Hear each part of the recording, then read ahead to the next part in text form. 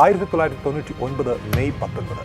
സിംബാബ്വെക്കെതിരെയുള്ള ഇന്ത്യയുടെ മത്സരം ആരംഭിക്കാനിരിക്കെ വലിയ വേദനയുണ്ടാക്കിയ ഒരു വാർത്ത അന്ന് വന്നെത്തി.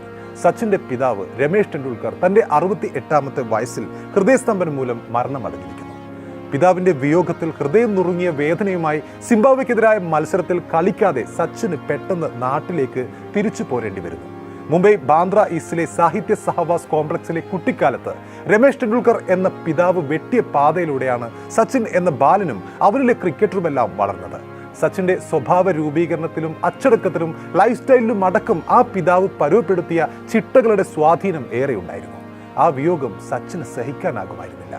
പിതാവിന്റെ അന്ത്യകർമ്മങ്ങൾക്കായി യാത്ര തിരിച്ച സച്ചിൻ നാട്ടിലെത്തുമ്പോഴേക്കും അങ്ങ് ഇംഗ്ലണ്ടിൽ സച്ചിൻ ഇല്ലാതെ ഇറങ്ങിയ ഇന്ത്യ താരതമ്യേന ദുർബലരായ സിംബാബ്വെയോട് 3 റൺസിന് തോറ്റു കഴിഞ്ഞിരുന്നു.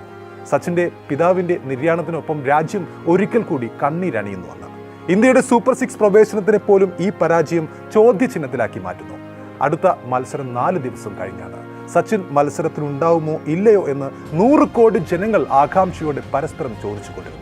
അന്നുകൂടി പരാജയപ്പെട്ടാൽ ലോകത്തിന് മുന്നിൽ ഇന്ത്യൻ ടീമിന്റെ സ്ഥാനം നിലംപതിക്കും. ഒരിക്കൽ കൂടി സച്ചിൻ ഉണ്ടെങ്കിലേ ഇന്ത്യ ജയിക്കൂ എന്ന രീതിയിലേക്ക് ക്രിക്കറ്റ് ലോകം ഗദ്ഗതപ്പെട്ടിരുന്ന ദിനങ്ങളായിരുന്നു. 4 ദിവസങ്ങൾക്ക് ശേഷം മെയ് 23, 1999 കെനിയക്കെതിരായ ഇന്ത്യയുടെ മാച്ച് ആരംഭിക്കുമ്പോൾ ഗ്രൗണ്ടിൽ സച്ചിൻ ഉണ്ടായി.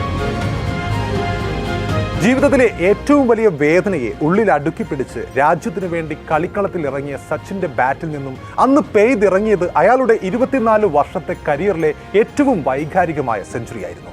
ആദ്യ 2 മത്സരങ്ങളിലെ പരാജയങ്ങളുടെ പേരിൽ അത്രയും സമ്മർദ്ദങ്ങളുടെ മുൾമുനയിൽ നിന്നും സച്ചിൻ കെനിയക്കെതിരെ നേടിയ ആ സെഞ്ചുറി, ഇന്ത്യയുടെ ആ ടൂർണമെന്റിലെ മൃതസഞ്ജീവനിയായി മാറിയ ആ സെഞ്ചുറി, സൂപ്പർ 6ലേക്ക് എത്താൻ ഊർജം പകർന്ന ആ സെഞ്ചുറി. അന്ന് 4ാമനായി ക്രീസിലെത്തിയ സച്ചിൻ 101 പന്തിൽ 140 റൺസാണ് നേടിയത്. 16 ബൗണ്ടറികളും 3 പടുകൂറ്റൻ സിക്സറുകളും അടക്കമായിരുന്നു അത്. അന്നു മുതൽ ക്രിക്കറ്റ് ഗാലറിയിൽ ഉയർന്നു തുടങ്ങിയ പ്ലക്കാർഡുകളിലെ ഏറെ പ്രശസ്തമായ വാചകങ്ങളിൽ ഒന്ന് ഇതായിരുന്നു: cricket is religion, Sachin is God. അതെ, ക്രിക്കറ്റ് ഒരു മതമാണെങ്കിൽ സച്ചിൻ അതിന്റെ ദൈവമാണ് എന്ന് ഗാലറി ഒന്നടങ്കം പറഞ്ഞു തുടങ്ങിയ, ആവർത്തിച്ചു തുടങ്ങിയ ആദ്യം.